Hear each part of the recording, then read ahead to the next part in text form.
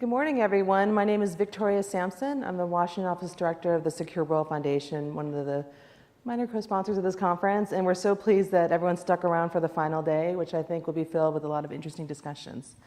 Probably a really great way to kick it off is with our keynote speaker, Dr. Stewart Eaves from Surrey Satellite Technology Limited. Dr. Eaves is lead missions concepts engineer for Surrey Satellite Technology Limited. He has worked in the space industry since 2004, following a 16-year career with the UK MOD. He has worked on a variety of satellite missions, including Skynet 4, Skynet 5, and TDS-1.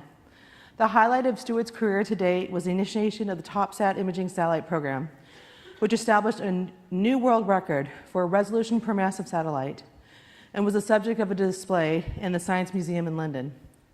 He's been writing on the subject of space security for several years and is currently the industry chair for the Space Information Exchange Forum in the UK.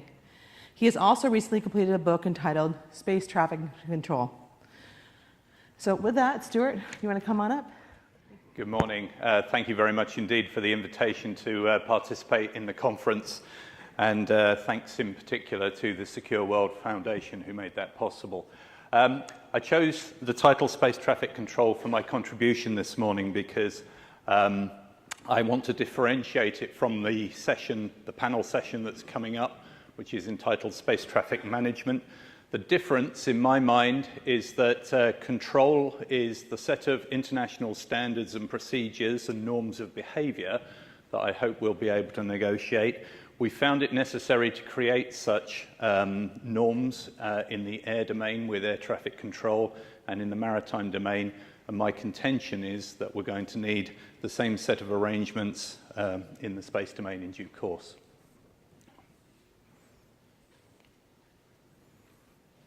I don't think I need to spend a lot of time in this audience convincing you of the need for some sort of space traffic management or control system.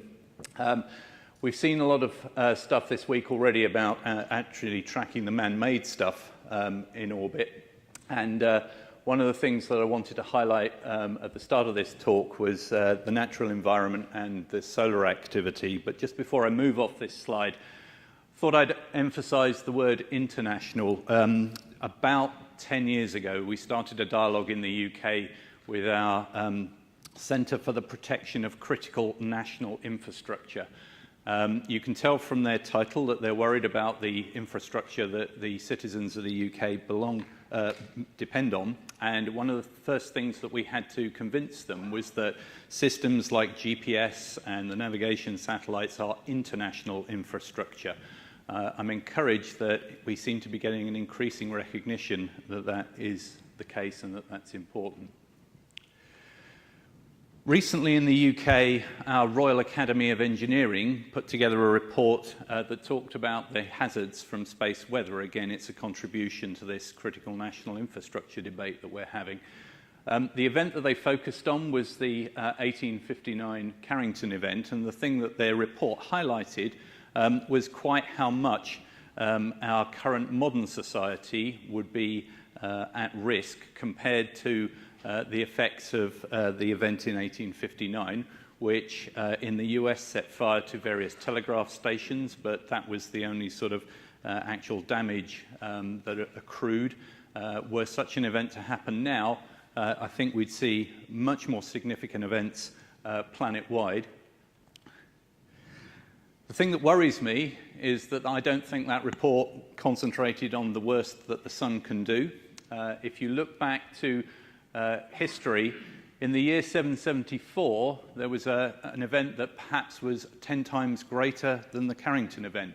Obviously, there's very limited recording around that time, but we can look at ice cores and tree rings, dendrochronology, and find that both show a fairly significant signature in that year. There are also references in old texts, the Anglo-Saxon Chronicles. I have to admit, as a space scientist, I never thought I would find myself quoting the Anglo-Saxon Chronicles, but they talk about a thing called a red crucifix. I think that's people at comparatively low latitudes who were not familiar with seeing auroras, seeing a major auroral event in the sky associated with this solar eruption. The thing that bothers me about this is it becomes a big problem for space situation awareness. If the sun does an event like that, the atmosphere expands, the drag on the satellites becomes more extreme, we start to lose things from our tracking catalogue. The satellites themselves might suffer upsets, but the solar event may interfere with the ionosphere, which means that our attempts to talk to our satellites to get them back working again, and indeed the efforts of our radars to work through that ionosphere and track the satellites and get them back under custody in the catalogue would also be compromised. And you might say, well, perhaps we could rely on the optical telescopes, but if there's a large red crucifix in the sky, that might prove tricky. So I think we need a solar monitoring mission concept. There have been missions looking at the sun from the L1 position between us and the sun. What we're trying to encourage the UK government to contribute to is an international mission to L5. Look down on its north pole, the sun rotates anti-clockwise, so L5 is the position from which you can see the active regions on the sun rotating around towards the line to the Earth, and hence provide some advanced warning. You get a few days of warning from L5. Potentially you can then track any coronal mass ejection that's heading towards the Earth, predict its speed and hence its time of arrival at the planet. But it's tricky to measure the magnetic field and hence the likely coupling of that energy from L5, so we still need missions at L1 to measure the magnetic polarity of these CMEs that head our way. Don't trust the sun. What I thought I would include here, because it's potentially relevant if we end up with a lot of space tourism in the future, is a plot of the Apollo era across the bottom. And the y-axis here is radiation dose. These are the sorts of levels at which you'd start to see radiation sickness, and this is the level at which you die. The blue lines are the dates of the various Apollo missions, and these orange bars are the magnitudes of various solar events that happened during the Apollo era. You can see that between Apollo 16 and 17, there was a major solar event. Had the astronauts been in orbit at that time, they would have died. I think that's a fairly sobering conclusion. The sun really doesn't behave itself. This is a plot that you may have seen before showing the 11-year solar sunspot activity cycle. You can see it's a bit variable, but it does appear to have a reasonable periodicity over most of this time. But this is the most recent sunspot activity, a very subdued solar maximum with relatively few sunspots. The last time there was a similar signature to that in the sunspot record was way back here, fairly soon after the invention of the telescope. A very small solar maximum followed by a period known as the Maunder minimum for about 70 years, where very few sunspots were observed. It got a lot colder planet-wide. The River Thames used to freeze over in London every year, and they used to have frost fairs, parties in the middle of the river. Now, you might think that a satellite guy would think, well, a quiet sun, that means less radiation environment, that means my components of my satellite are more likely to stand up to the environment. That may be true, but I'm not excited if the sun does indeed go quiescent in the near future, and I'll explain why in a couple of slides' time. I thought I'd start talking about space debris by pointing out that we started making a mess in space as soon as the space age started, really. One active satellite, 2 pieces of space debris. If you meet somebody who says they saw Sputnik, that's probably quite unlikely. What they probably saw was the rocket body. We lost things immediately. This nose cone, we know it came off, but it wasn't tracked because it wasn't emitting. We didn't start off very well, and it hasn't necessarily got very much better. I'll leave you with a slight teaser on this slide. Sputnik was not the first man-made object in space. Ask me later. Space debris is obviously a problem. We've talked about it a lot this week. I pointed out during the Air Force session on Monday that in conversation with the OneWeb system engineer, he pointed out to me that they have chosen quite deliberately to go to 1,200 kilometers altitude because it's a minimum in the debris population. We heard from Boeing yesterday that they're targeting a similar altitude for their system, and I presume that's somewhat for the same sort of reasons. We could end up filling up that dip fairly quickly if we're not careful. TDS-1 was mentioned in the introduction. Obviously, these are artists' impressions, but this frame here is the deorbit sail that we're going to deploy fairly soon to give the satellite a larger cross-sectional area and hopefully get it back into the Earth's atmosphere well within the 25-year lifetime. If we don't do things like that post-mission disposal, we'll end up in one of these scenarios. The plot here makes assumptions about how much post-mission disposal gets done and estimates the population of debris objects depending on the assumptions made. What I'd invite you to look at is the ripples on each of these traces. The ripples are what you get if you assume that the sun continues its 11-year cycle and that every 11 years it expands the atmosphere and that increases the drag and pulls some of the objects out of orbit. If the sun goes quiescent, that doesn't happen. You don't get the downward dips on those ripples, and everything accelerates even faster. Now, I've started a slight hobby. I've started collecting debris removal techniques. I've tried to include as many as I could find pictures of. The point that I'm going to make to you is there's an awful lot of them. Why are there so many? Well, the answer is that somebody puts up an idea for a debris removal concept, and maybe it looks feasible for some types of debris, but somebody will come along with a criticism and point out that for other types of debris, this sort of technique isn't going to work, and we end up with a significant proliferation of different techniques, none of which look ideal.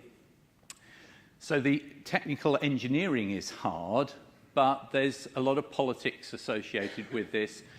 And one of the things that we've really still got to understand is how are we going to finance these cleanup operations? That is something that I'm going to come to in a minute, but it's not easy.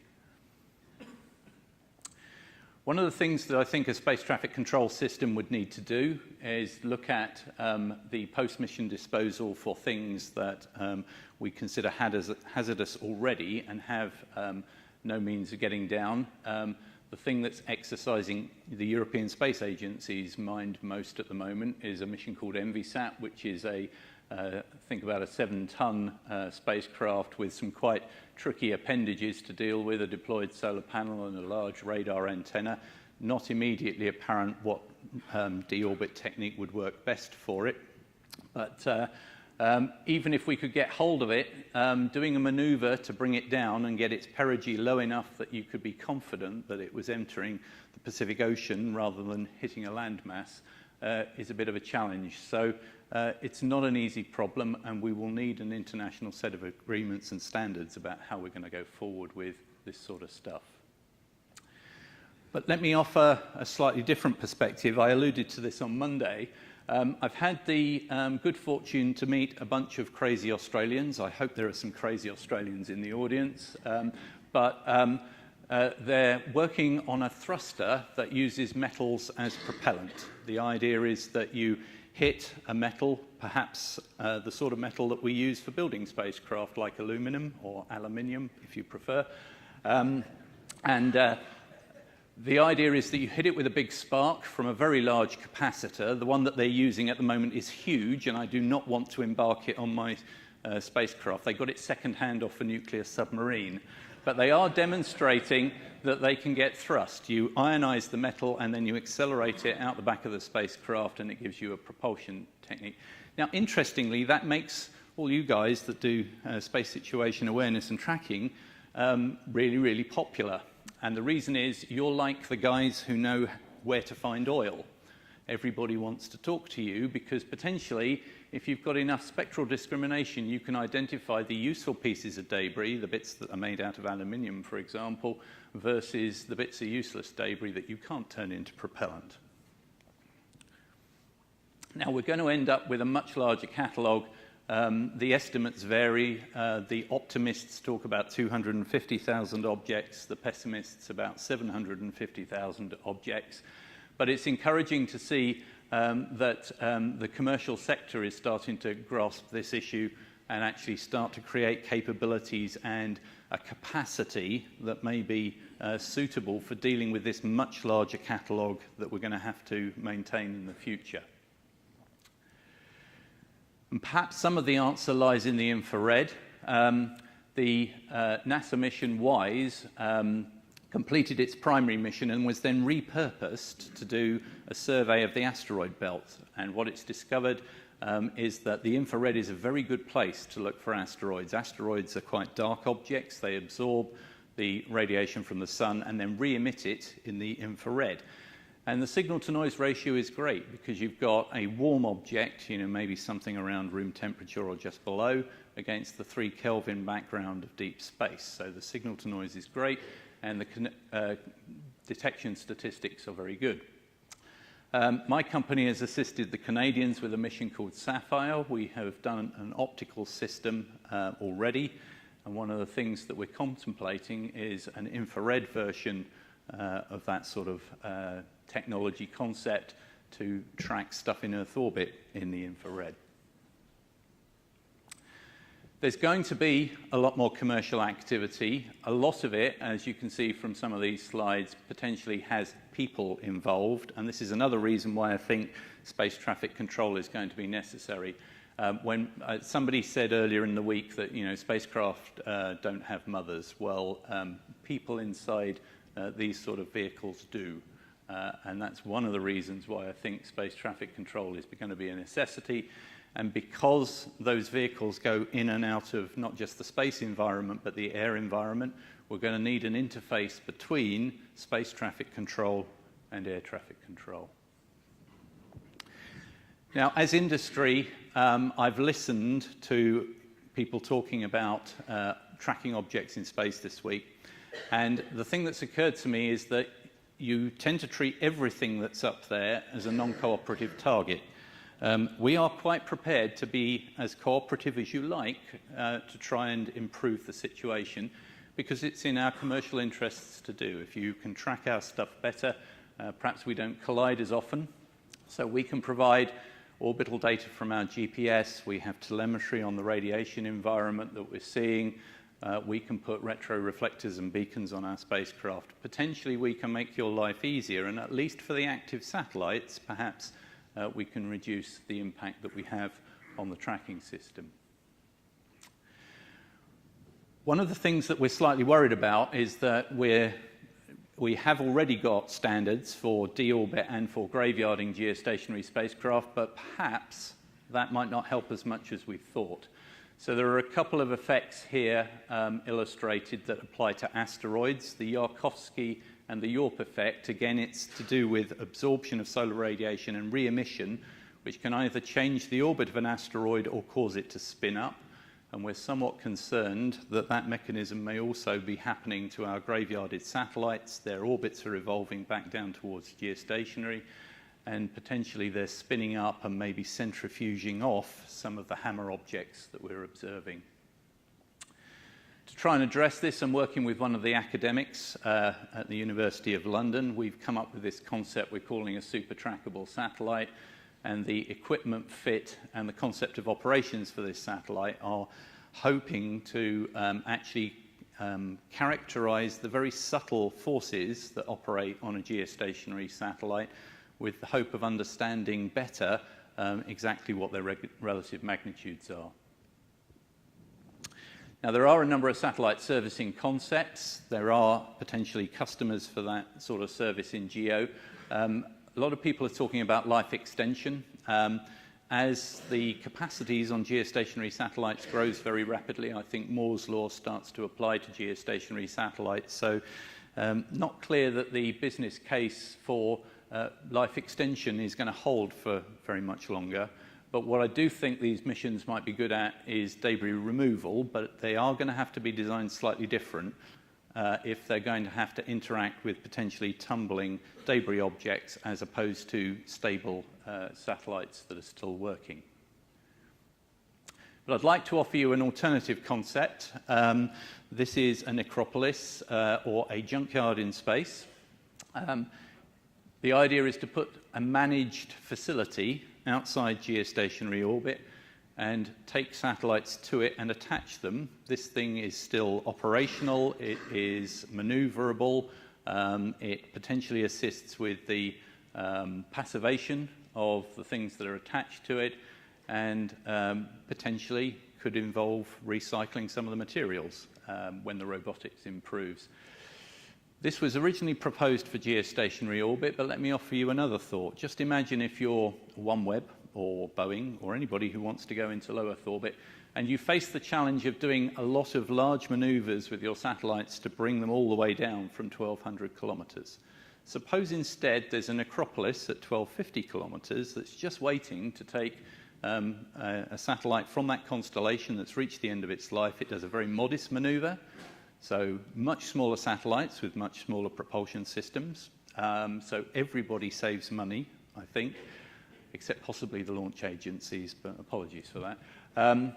And potentially less risk, less time spent doing all this tricky conjunction avoidance as you lower the orbit.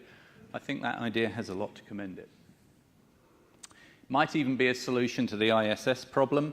NASA are currently working with the Russians to work out what you do with 420 tons of space station. It's a very non-trivial maneuver to get that safely into the Pacific. They're even looking at enhanced versions of the Progress vehicle to provide enough thrust to get it out of orbit safely. Perhaps instead we could turn the ISS into a reprocessing center in orbit. There are obviously legal implications. The ownership of stuff in space belongs to the nations that launch them. If we're going to get to space salvage and the sort of things that Doug Lavero was talking about earlier in the conference, we'll need international agreements about that. But there is at least some potential ground. One of the things that bothers me is it's going to have to involve the United Nations. The Outer Space Treaty is between nation states, not between commercial entities. So we're going to have to talk to the United Nations. There is no choice, I'm afraid. The thing that I mentioned on Monday was the anonymous population that we're likely to discover as we improve the tracking capabilities and get down to 1 to 2 centimeter objects. A lot of that stuff is going to be very hard to put a national flag on. We're going to have an international agreement to know what we do about all that very small stuff. I wanted to finish just by talking briefly about near-Earth objects. They turn up occasionally and they enter our space situation awareness sensors. The graphic in the bottom right here is the census that WISE has helped to put together. There's good news and bad news here. Our previous estimates of how many near-Earth objects there might be appear to have been somewhat pessimistic. WISE has told us that.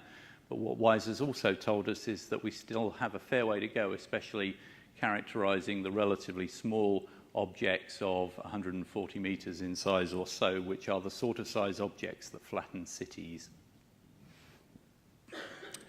I have a potential proposal for you to solve the financial issue of cleaning up space. And it's sort of the issue that Doug Lavero alluded to earlier in the week. Can we sort out some sort of international agreement about asteroid ownership? So the Outer Space Treaty talks about asteroids or space belonging to all mankind. So suppose that we decided that we could award a United Nations entity, some sort of body at the UN, with the ownership of all the asteroids. And we decided that they could then create a market in asteroids. So the idea would be that they could sell naming rights, they could sell mineral exploitation rights, and that the money that they received from that could help to pay for further space situation awareness, cleanup operations, deorbit of debris, etc. I think there's definitely a market for that. I think there are lots of fairly rich people who would bring money into the space sector in order to own an asteroid. I think size does matter here, so If you haven't heard the phrase, my asteroid's bigger than your asteroid, you heard it here first. Again, there are some legal implications, but you can find this rather nice graphic on the internet. It talks about the value of asteroids. There's a lot of value out there. Admittedly, it might only be for the first couple of asteroids, but you can calculate the value of the minerals that they contain. They are calculated in quintillions of dollars. When I found this graphic, I had to look up what a quintillion is. It's a billion or 10 to the 18 dollars. I have joked with Pete Marquez of Planetary Resources that he will be the world's first quintillionaire. I hope he makes it. So a few conclusions. I thought I would finish with a little bit of a gag, I hope. If you haven't seen the film WALL-E, please do. It's a marvelous film. One of the scenes in the film has a rocket taking off with WALL-E grimly clinging to the outside. There are 2 geek tests in this part of the film. The first geek test is to notice that the last thing that bounces off WALL-E is Sputnik. That's the entry-level geek test. The advanced geek test is to think, no, that's rubbish. Sputnik re-entered in 1958. It's not up there anymore. Then you have to remind yourself it's only a cartoon movie. So I decided to co-opt WALL-E. I hope his creators don't mind. And then while I was searching around for pictures of WALL-E on the internet, I realized that somebody had also been inspired by the movie and had created the perfect debris collector. So WALL-E's had his tracks removed and has had a micropropulsion unit added. He has a robotic arm for grabbing the bigger stuff and an aerogel capture thing for the smaller stuff. And I'd just like to leave one thought with you. If we had something like this, or perhaps a slightly more sensible debris removal system, would we want it to remove all the debris that's up there, or are there a few objects that we think are particularly special? I suspect you've probably had the opportunity to visit either an air museum or a maritime museum, and you've seen some of the historical ships, vehicles, aircraft that make up our history. With the exception of the shuttles and the Apollo re-entry capsules, very little of the stuff that's in our museums is the actual space hardware that, set performance standards or records in space. Are there any objects up there that you would choose to put in a space museum if you had one? My vote is for the Hubble Space Telescope. I'd be very interested to chat with you about what you think should be in a space museum. Thank you very much indeed.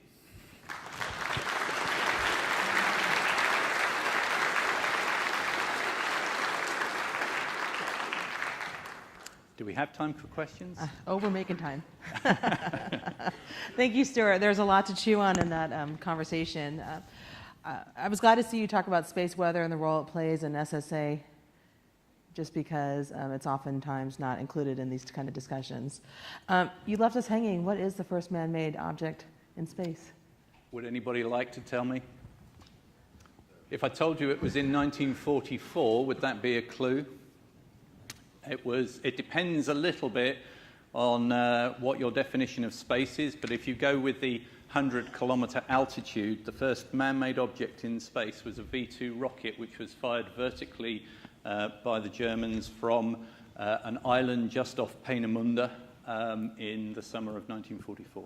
Wow, learned a new thing. I did not know that. You had a lot of discussions that or suggestions that implied international cooperation, especially for these more visionary aspects. What is the likelihood? What do we need to do to get to that point, to get that kind of international agreement?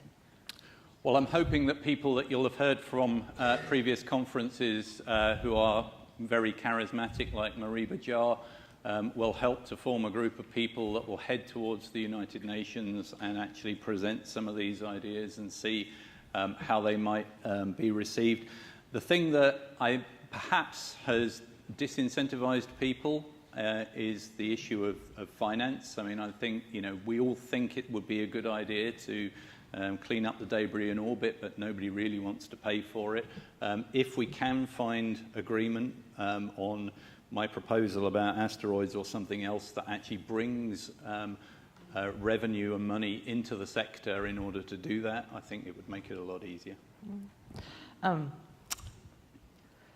One of the questions I had is just based on your experience as a UK organization, how has the UK government supported the small sat industry? We've been very fortunate in the UK, actually. For about the last 10 years, we've had a series of ministers in our government who have been responsible for science, and that's of both our primary political parties, both the Labour and the Conservative Party. And they have really understood that space is important. So one of our government organisations came up with a concept they called 8 great technologies. They were basically 8 things that they thought the UK was good at, had some degree of world lead in, and satellites was one of those areas. And that's not just small satellites that my company makes, but our parent company, Airbus, does some of the large geostationary satellites that Europe builds and a number of the science missions that the European Space Agency commissions. So we do actually manufacture quite a lot of really sort of leading edge hardware in the UK now, which is nice. That is good. The discussion about the asteroid mining was interesting.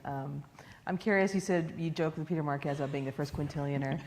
What do those asteroid mining companies, what do they think about the concept of internationalizing asteroids? So I mentioned it in a meeting that we held at a place called Wilton Park in the UK, and Pete was in attendance. I think it's obvious that the legislation that the US has passed recently and some of the stuff that's been done in Luxembourg is not what I've proposed. So it assumes that if you're a commercial company, you can go out and you can plant a flag on an asteroid and claim it. So the difference that I would see is that if you want to do that, we might still allow that. That's not a problem, but you would pay some sort of license fee or, you know, sort of tax, perhaps, to the United Nations if you want to do that. And then potentially that asteroid is yours to mine. I mean, it might not be metals. I talked about metals because that's what a lot of the value estimates on that graphic that I showed are based on. In particular, it's the nickel in asteroids that would potentially be the largest component of the value, which was a surprise to me.